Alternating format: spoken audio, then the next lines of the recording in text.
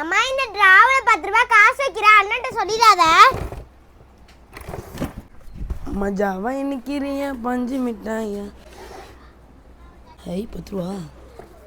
This girl always eating chocolate. Chocolate நாளைக்கு வாங்கி தரேன். Is many more eat. மோரா மோர் இல்ல நம்மள்ட்ட. She can always eat chocolate. No. என் 10 ரூபாங்க. அதான் தர முடியாது கிளம்பு.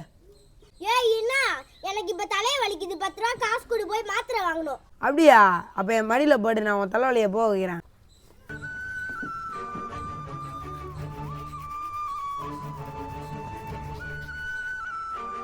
அண்ணா சுடுதல என்னடா வைக்கிற? அது ஒன்றும் இல்லை, வலிக்கிற இடத்துல வேப்பங்கொட்டையை தரையில் தேய்ச்சி வச்சா தலைவலி உடனே போயிடும்.